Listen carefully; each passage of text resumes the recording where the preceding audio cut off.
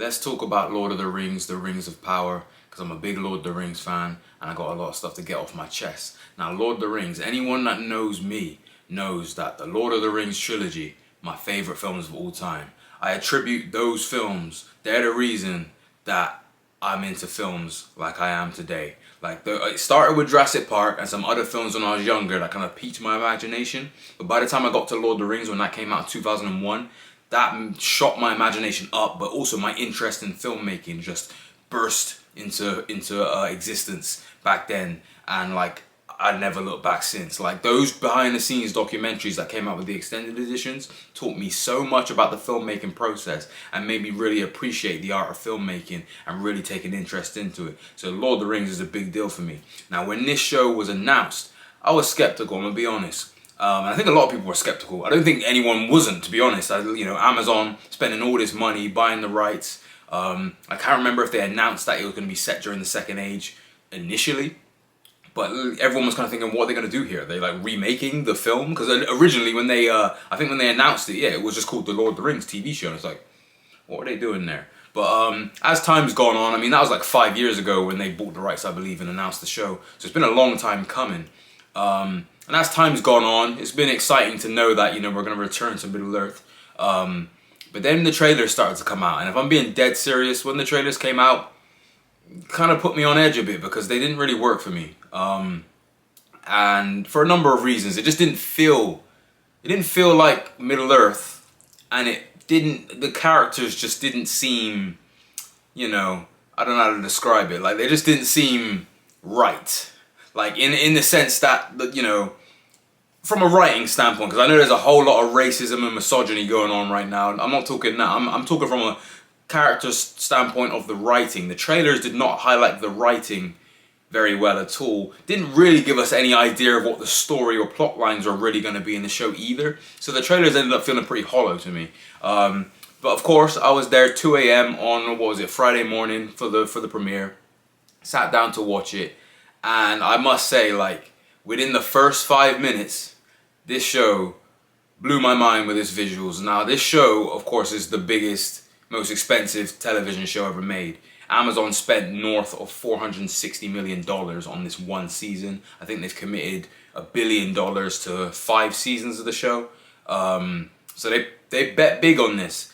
And yeah, you can see it. Like, sometimes you get films or shows where they pump a lot of money into it.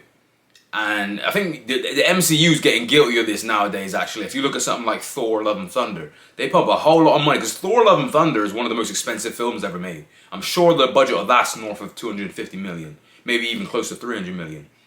Sometimes you get films or shows like that where they pump so much money into the budget, and then you watch it and you're like, where's the money go? Like, it's not on screen. Whereas with this Lord of the Rings show, it's on screen. The visuals are crazy. Like, I've never seen a TV show look like this visually. Like, it looks better than 99% of the films that come out these days.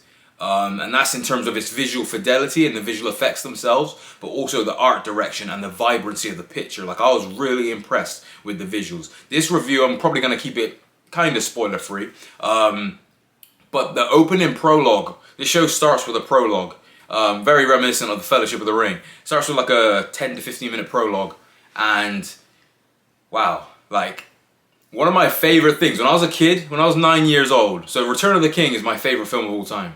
When I was 9 years old and I saw that for the first time, I'll always remember that experience. But one of my favorite things from Middle Earth is the Nazgul and the Fell Beasts. That's one of my favorite kind of like character/creatures in Middle Earth.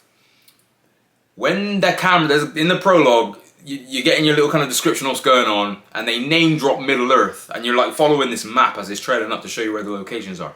They name drop Middle Earth and immediately cut to a shot of what some have speculated to be a dragon or fell beast. I believe it's a fell beast, looks like one to me, but it could be a dragon. Either way, one of them taking out one of the eagles and basically throwing it through flames of fire on the ground, and then you cut to the action shot of the battle.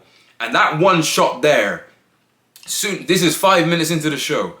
As soon as that shot come up on the screen, I had to pause it, and then I had to rewind it, and I had to watch it again. And then I had to pause it, I had to rewind it, and then I had to watch it again. Because the visuals in that shot just blew my mind.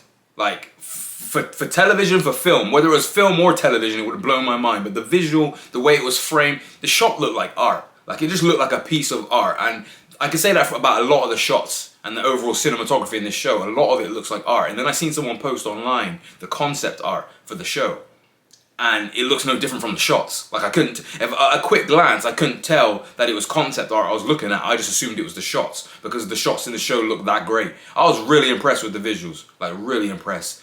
They put a lot of money into this, but it's on screen. But aside from that, what also impressed me about this show is the story has actually grasped me, it has drawn me in, it's got me intrigued, and the characters, I'm actually kind of in tune with them, more than I thought I would be based on those trailers. I think the trailers did a really bad job of highlighting the actors, the characters themselves, some potential dynamics, and just the plot lines that they'll be embarking on. It didn't really go into any of that, really. But what we get in this show with the characters it introduces in those first 2 episodes, I was happy with. Galadriel's plight and her journey and her kind of, her going against what is expected of her, because she's kind of got that burning desire to confront Sauron, thinking that he's still out there and that there's a threat that still exists that she must pursue. I thought that was handled very well. I can't remember the actress's name and how to pronounce it, but she was in Saint Maud, and she's a very good actress, and I do like her in that role. And I think there's a lot happens with her character, even within that first episode, but between the first 2, a lot goes on with her that I really enjoyed. You've got some other characters. I don't know the names. I can't remember the names of half of these characters, so bear with me. But you got the black dude, the black elf. He left a strong impression on me within his first scene. He was a character I was a bit skeptical about beforehand as well. I wasn't too sure what they're going to do with him. From his very first scene, he kind of just had something about him that kind of caught my attention, and it gave me that Aragorn feeling. Not to say that he's a character on that level or that the performance is on that level, but when I think back to Aragorn's first scene in Fellowship, where he just grabs your attention, and he did the same thing in this scene here, so he did a good job. And then you got this whole plot line. See, I'm going to start getting into spoilers, but you got this whole kind of plot line with a stranger. That's what I'm just going to call just a stranger. My theory with the strangers, I believe, is Sauron. I think it's Sauron in a different form. Bear in mind, I'm not someone that's so advanced with the knowledge of the lore in which this show is based upon. So this is just me speculating, but I believe it to be Sauron, this stranger character that appears at the end of episode 1. I think he's in a different form. I think he's gonna earn the trust of the Harfoots, and then that will eventually transition into kind of betrayal and deception. But I've seen a lot of people speculate Gandalf, but who knows? One thing I really enjoy as well about the show is it's got its character moments, and a lot of it, and the story building and world building, which it does really well. But in amongst that, they still managed to pepper in quite a bit of action scenes. And they're all competently directed. J.A. Bayona, the director, he directed all of this. He put his stamp on a few different scenes. So the very first scene where we're introduced to an orc, love that scene because he plays up his horror tendencies with the direction in that scene. It's a very suspenseful sequence. Takes a while to reveal the orc, but what I really like about that scene is that one orc feels so powerful and intimidating and relentless in that one scene. And it really puts into perspective how dangerous these orcs are and how threatening they are. In that one scene with 2 characters stuck in a very claustrophobic setting with this orc, you felt the intimidation, and it puts into perspective because that's one orc. And if you think of when they go up against armies of orcs, that's what they're dealing with. I thought that scene was fantastic. There's a scene in episode 2 with the sea serpent. I thought that was handled really well. That reminded me of some of like the great moments from, say, Pirates of the Caribbean and things like that, with the way they handled the reveal of that sea serpent in certain ways. I really like that. And you've got a scene with Galadriel towards the end of episode 1. I won't say where they're going, but she's on a ship going to a certain destination. The visuals, the music, the performances, and the pacing in that scene was absolutely fantastic. Like, it was a beautiful scene to behold, and visually they really knocked out the park with that scene. I also like the scene transitions because obviously you've got a lot going on in different locations in this show, and they use a map to kind of map out, if you will, where the different locations and different scenes are taking place, and the way it transitions between shots and the map and then other shots in new locations, kind of like that. It was kind of a nice touch. As for negatives, I don't really have any like outright negatives so far. Like I'm really on board. I'm really intrigued. I'm really impressed so far. It's just a case of where is this actually going to go and will it all pay off? But I'm confident in it. I'm much more confident than I was watching those trailers. Because like I said, big fan of Lord of the Rings. Lord of the Rings means a lot to me. But when I watched those trailers, I remember that very first trailer they released. I watched it and I felt nothing. And that's almost like the worst reaction you'd want a fan to have watching a trailer for your project. Is nothing. You'd probably almost rather them kind of dislike it than feel indifferent about it. And I felt indifferent, and that kind of made me worry a bit more. But it's a lot better, and I'm enjoying it and engaging with it a lot more than I thought I would, which I'm very happy for. And I'm intrigued to see where it goes. I'm really excited to see where it goes, and hopefully it can kind of take it in. It's weird because it's like, I think it's 8 episodes in the season, so we've already done 2, so there's only 6 episodes left. So when you say it like that, it seems really short. But I know they've just begun shooting, or just about to start shooting season 2, like next week or something. So at least we got the backup of those seasons being made anyway, or at least season 2.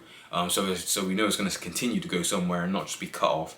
It was Amazon's biggest release. I think they said they have 25 million viewers within 24 hours worldwide. So a big success. Big shame for the misogynists and racists. I don't know why they thought they were going to derail the show. The problem with these racists and misogynists who just yell out woke whenever they see a black person or a woman in a role that's quite significant is they have this kind of God main character syndrome complex within them, where they feel like if they boycott it, it's going to fail. It's like, you guys are a tiny percentage of Amazon's subscriber base. You're in an echo chamber on the internet. Not everyone else has those same opinions as you. Not everyone else is racist and misogynistic.